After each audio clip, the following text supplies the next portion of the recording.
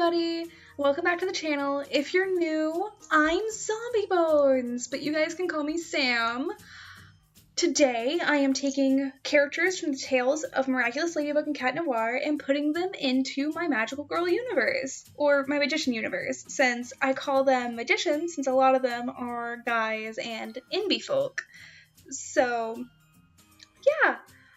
So the three characters that I chose for today were Adrian, Marinette, and Chloe Bourgeois.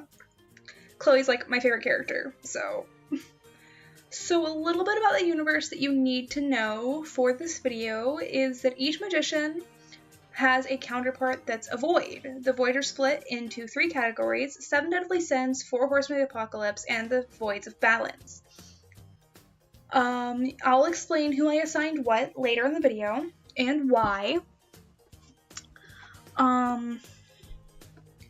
So we're going to start with Marinette. I assigned her the Void of Pride because in the show, she's very full of herself, honestly. Like, girl gives herself way too much credit. She does not deserve to be top of the food chain like she acts like she is. And she's always like, oh my god, I'm not meant to be a hero. I can't do it. But whenever Adrian is around trying to help her, especially in the later season, she's just pissed at his entire existence. And we saw some character development, but the creator, Thomas or whatever, he nixed that character development for reasons.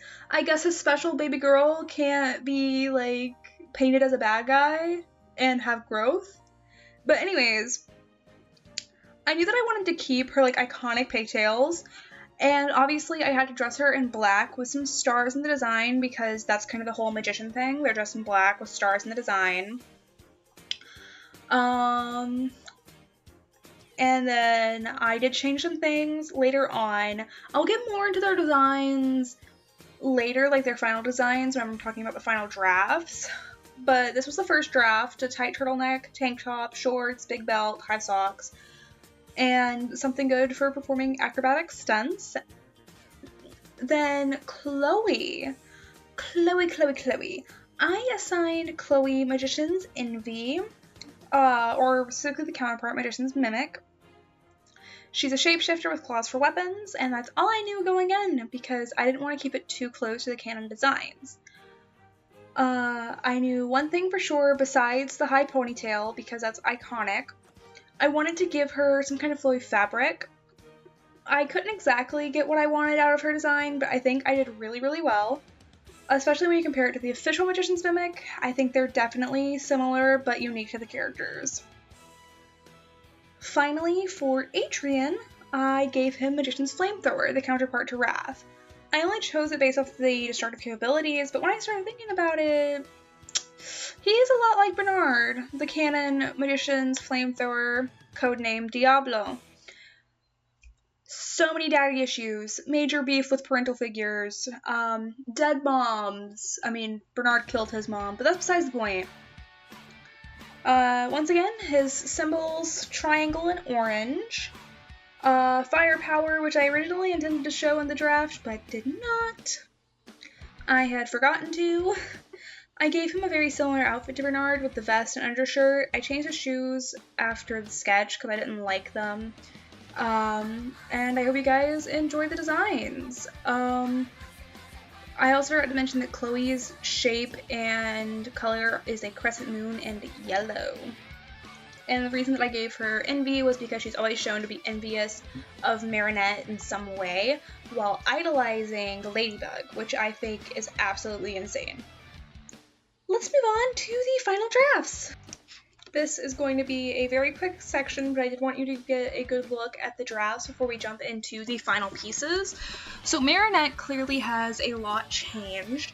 I added a lot of mesh to her outfit because I felt like that would be appropriate based on the other design of Magician's Shadow that I have on hand, which is Kay Grosseday, the Magician's Shadow in the comic that me and my partner are working on together. I also reworked her top completely. I hated the way that tank top looked. I just wanted to throw something on and get done with it because I had actually tried to do this previously and completely gave up and came back to it later because of how like stressed I was about getting the proper magician's clothes for her. I really just wanted to try to keep things canon, and I kind of messed up at first with Marinette, but I fixed it. For Chloe and Adrian, I did minimal changes. Chloe's outfit didn't change at all. I just added some claws because I had forgotten to add her weapon in the original design. And for Adrian, I did remember his quiver because the bow can be summoned and dismissed at will. But I had forgotten to add arm straps, which I wanted to add because straps kind of tie together most of the magicians. Some of them do not have like leather straps or anything like that on their design, but when I based Marcella, one of the magicians' designs in canon, off of Baby Doll from Sucker Punch, I knew that I needed to add some kind of straps to tie everyone in together and make them cohesive. And yeah, those are the final drafts. I hope you guys like them. We're gonna jump into the collage pieces. Oh, these took forever. So we're starting with Marinette. I wanted each of them to have a dynamic pose in the dead center. I think Mari is the strongest one of those. She's clearly in motion, and I'm very happy with how her piece turned out overall. I decided to have her posing with the kunai in a jumping position, because the kunai is the weapon of her magician. So I pulled the pose reference from Pinterest and ran with it. I struggled for just a little bit, as you can see. But after a while, I kind of got the hang of that specific pose, and I could actually get it to work with me. It wasn't too hard to get it to work. I just had to reframe my thinking of drawing. I feel like using these pose references in these drawings really helped me coach my mind to think in three-dimensional space, which is very helpful for me as somebody who struggles with that. Because I have very binary thinking due to my autism, and my binary thinking places drawings as 2D rather than trying to conceptualize a 3D object in a 2D space while making it look like a 3D space, if that makes sense. So this really helped me. It was kind of a practice kind of thing. For her second drawing of the three, this is when I decided that I would draw them in civilian clothes. 2 of the 3 are drawn with their patrons, but drawing a St. Bernard isn't that easy, Adrian. I didn't draft up any civilian clothes for them, and I honestly probably should have, but oh well, too late now. I also had a hard time drawing Cage, the patron of the Magician's Shadow, because oh my god, crows are hard to draw. But I finished him off pretty well. I also had a speech bubble that says, "I'm serious, Cage, I'm not a hero," which I think captured her reluctant personality with being a hero in Miraculous, because there's a lot where she's talking to Tiki, and she's like, "Tiki, I'm not a hero, I'm just a teenager, how am I going to balance being a hero and being Marinette? How can I be Ladybug and Marinette?" So I feel like I captured her really well with that. I also just generally had fun cranking out, like, that drawing, even though crows are very hard to stylize. And for the third one, I wanted to show her using her shadow travel. I was going to add a speech bubble, but decided against it, opting to put the speech bubble with the second drawing. And she is also the only one with a speech bubble and text alongside her magician name. A little info about my universe while you watch me draw her. Magicians are chosen by the gods that lend them their powers to be a magician. Each magician has a unique power. Hers is Magician's Shadow. The primary ability can only be performed when they're transformed, and the secondary can be performed whenever. But they also have a drawback, determined by their power being intentionally used and the effect it has on the world around them. Using either will make both the magician and the patron tired, regardless of if they're transformed. So her primary ability is shadow travel. She can traverse through an oil-like substance known as the shadows, or the shadow realm. This is helpful when used in combat and surprise attacks. However, when leaving the shadows, especially after a long period of time, her eyes have trouble adjusting to the light. This makes even the softest light blinding, like I'm talking low-lit fairy lights, lowest setting on LED lights in the color blue. Like, everything is blinding. And her secondary ability is that she can store inanimate, non-organic objects in the Shadow Realm and can retrieve them from the shadows at any point, because the Shadow Realm slowly deteriorates organic material. except for those who hold Magician's Shadow. The magicians, when transformed, can survive longer in the Shadow Realm than an average human being, or anything organic, like plants, animals, anything like that. But it doesn't feel great. They feel like they're actively drowning. And as long as the shadow is used to store or retrieve an item, Sorry, my brain just died trying to write the sentence that I wrote. As long as the shadow used to retrieve or store the item is large enough for it to compensate, it can be used to store or retrieve that item. So, like, she can't pull a fucking ATV out of the shadow of a light pole. She could pull a pencil out of that, not anything larger than the shadow. However, after a period of 72 hours, the object will disappear and be lost forever to the shadows. So she has to keep track of what she has and does not have stored in the shadows, and she has to make sure that she's not leaving it in there for an extended period of time. I will explain the other magician's abilities and drawbacks as I get to them. There's so much world building, I could make an entire video on the world building alone. Speaking of getting to them, Chloe Bourgeois is up! Once again, I wanted to capture a captivating pose for them that showed off their weapons, hers being claws. I was actually inspired by Celestia Ludenberg from Danganronpa Trigger Happy Havoc and generally gothic fashion with like those cool little finger armor thingies that they have.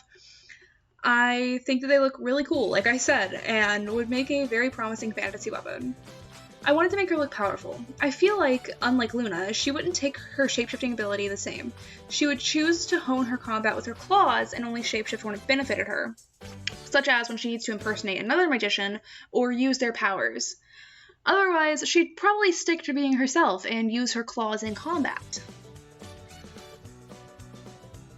I chose to give her Envy's counterpart because, like I explained earlier, she is very jealous of Marinette, while also praising and idolizing her hero counterpart, and I feel like that jealousy would end her up in a life-altering, near-death scenario, like trying to imitate Ombre, which is Marinette's codename, and then ending up getting nearly killed by the enemy that she's fighting. For her civilian clothes, I went with a sweater vest, princess sleeves, slick back ponytail, you know, all the good stuff. I also have her with her patron, Lumen. Lumen is a rabbit with so much anxiety it's like nearly comical. She grants the mimic ability, obviously. Lumen, I haven't actually settled for a design on Lumen like I have for Cage, Frigg, which is Bernard's patron in this, or any of the other ones. Because, like, she's a rabbit. There are so many different kinds of rabbits out there with so many different kinds of, like, rabbit prints and all that kind of stuff. So it was very hard trying to decide what to do for her design. So I want, like, a gray rabbit here with, like, crescent moons in her eyes because each patron has the shape of their magician in their eyes. And for the third drawing, I drew her in the middle of shapeshifting into Marinette/Ombre. I roughly referenced Mystique for the transformation, so we can all say thank you, Stan Lee, in unison. Thank you, Stan Lee. Rest in peace. Absolute legend. I'm really happy with how it turned out. I feel like I definitely captured the vibe of being mid-shapeshift. I wish I would have just saved that individually, but I didn't. And now I can speedrun her ability and drawbacks. Primary ability. She can perfectly transform into any person, living or dead, as long as she knows what they look like. When in a shifted state long enough, she will slowly begin to forget what she really looks like and how she acts like. Talk about imposter syndrome, am I right? She can also perfectly mimic their voice in their transformation, but her secondary ability also makes it where she can perfectly mimic someone's voice, whether or not she is shapeshifted into them. Need her to make a phone call for you? It's done. The results are an awful sore throat, and a loss of her own voice afterwards. So she probably prefers not to unless it's absolutely necessary, because Chloe loves to talk. Like, she's a yapper 100. Like, she has a degree in yapology. Love her to death, though. And because I forgot to mention Marinette's, I'm going to mention both of their names right now. Marinette's codename is Ombre, and hers is Chameleon, French for chameleon. Next is Adrian, let's go! So, as I've already established, Adrian has Magician's Flamethrower. That's Magician Weapon is the bow. So I found a decent Pinterest reference and did my best. I knew I wanted him drawing the bow, so I did that. Little did I know it would impact my composition for the piece. I think I still did nicely, but oh my god, it was a little bit hard to be able to fit everything on the page. I also decided to set the arrow on fire, since that's part of his ability, to shoot fire arrows. It's not like a special ability, it's just him using his primary ability to its advantage. I think I showed movement well in this and the other drawing of him in his magician's outfit. He's definitely the least strong. I kind of rushed through him, but it's okay. I'll give him some love later, probably. For his second drawing, I played into his canon outfit in Miraculous, just changed the color down some to fit better in my universe. Since I lean towards generally more muted palettes and darker colors, unless it specifically fits the character to have brighter colors, like Raven, who is a scene boy, scene emo, and he wears a lot of bright pinks and greens. I also made his necklace that's his charm, so he can transform into a cute little triangle in the shape of triangle, and it's metal. I think it would turn into his belt buckle. Yeah. And for the third drawing, I wanted to just put him with a fireball. That was my only goal. So I accomplished that. That wasn't hard. I kind of did the pose myself and took a reference photo, and I was looking at it on my phone while I was listening to, I think I was listening to Markiplier. Yeah, I was listening to Markiplier while drawing this one. I was watching his That's Not My Neighbor video for the third time. I'm really fixated on the game. Maybe I should do a That's Not My Neighbor episode. Anyways, back on topic. I need to focus. I also had a lot of fun shading the fire element. I thought it was really fun. I said that twice. I'm sorry. Let's talk about his powers. I want to talk about his primary ability first. He's literally Zuko. I'm sorry. He's literally just a firebender. Him and Zuko actually have a lot in common. It's kind of weird. If I made a ken onion for him, Zuko would be the first one on the onion. He can throw fireballs, create a flamethrower with his hands, control fire. However, the longer he does it, the more drained he becomes, and he has a harder time controlling his flames, as it feeds off his emotional energy. Primarily, rage. To use his power extra effectively, he needs to be angry. Once he's unable to harbor that anger, it is harder for him to aim his attacks, harder to create larger attacks, and harder to assure he doesn't injure his teammates. That could be really bad, especially considering the fact that he could accidentally burn the healer to death. Yeah, that's not great. And his secondary ability is more inconvenient than anything. He's immune to fire and high heat. This just means he literally can't get warm. He's always freezing to the touch, no matter what. He's always shaking. He'll wear 7 layers in the middle of summer and still be cold. I'm talking 102 degrees, and he's still shivering. I named him Bouillon Pressé, which is a bastardization of Passion Bouillante, which is French for burning passion. I hope you guys enjoyed this video as much as I enjoyed making it.